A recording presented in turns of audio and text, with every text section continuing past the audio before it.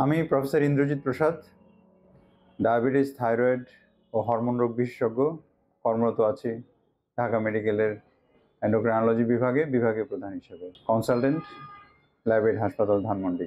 বিশ্ব ডায়াবেটিস দিবস সমাগত 14 নভেম্বর সারা পৃথিবীর মতো বাংলাদেশেও মহাসমারোহে পালিত হবে বিশ্ব ডায়াবেটিস দিবস।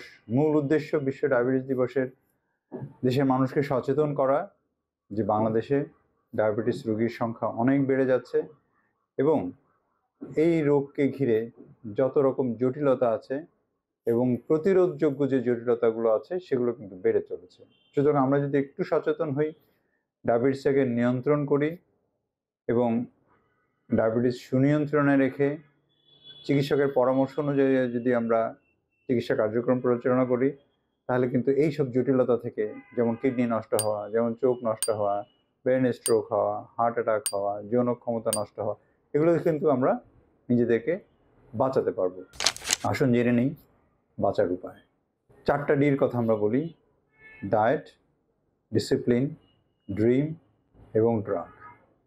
ডায়েট মানে হচ্ছে, আপনারা জানেন যে খাদ্যাভ্যাসের পরিবর্তন, সুষম খাদ্য খেতে হবে, প্রোটিন, ভিটামিন, মিনারেল, কার্বোহাইড্রেট সব কিছুর একটা সমানুপাতিক হার থাকতে হবে।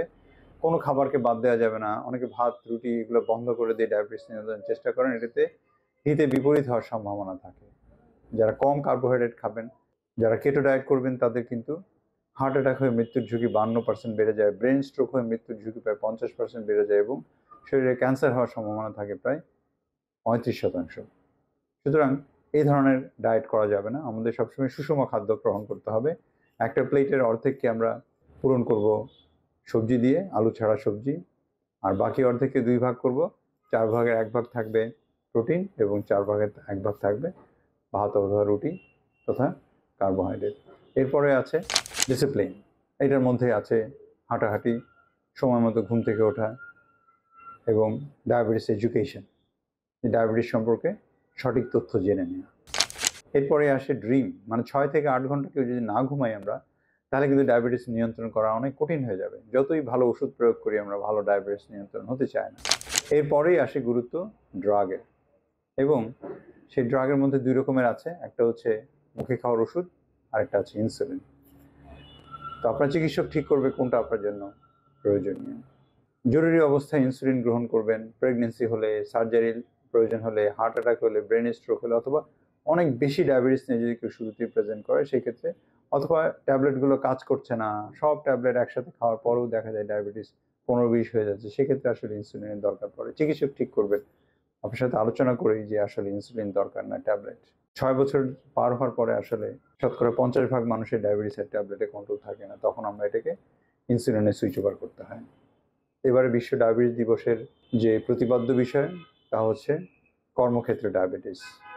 মানে আমরা এখন ফ্যামিলিতে একজন ইনকাম করে, বাকি 4 জন ছেড়ে দিয়ে তাদের আহার এবং তাদের দিনানিপাত হয়। সুতরাং যিনি ডায়াবেটিসে আক্রান্ত, তিনি চাকরি করছেন, তিনি কাজ করছেন, তিনি মাঝবয়সী, তার ডায়াবেটিস যদি সুনিয়ন্ত্রিত না থাকে, তাহলে কিন্তু পুরো ফ্যামিলি ডিসরাপ্টেড হয়ে যাবে জটিলতার কারণে। সেই জন্য আমরা বলবো, কর্মক্ষেত্রে ডায়াবেটিস, যখন আপনি কাজ করছেন 1 ঘন্টা পর পর উঠে আপনি 2 মিনিটের জন্য হাঁটবেন।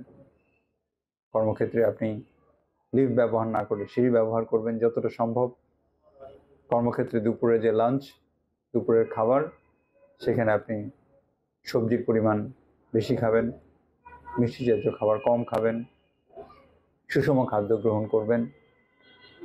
স্ট্রেস, কর্মক্ষেত্রে স্ট্রেস পরিহার করবেন, যোগব্যায়াম করবেন এবং মনকে স্থিতিশীল রাখবেন, এক্সপেকটেশন কম রাখবেন, অনেক বেশি টেনশন মাথায় রাখবেন না, রুটিন করে কাজ করবেন। তাইলে কর্মক্ষেত্রে আপনার ডায়াবেটিস নিয়ন্ত্রণের ক্ষেত্রে আপনি এগিয়ে যাবেন। সবাইকে অনেক অনেক শুভেচ্ছা বিশ্ব ডায়াবেটিস দিবসের।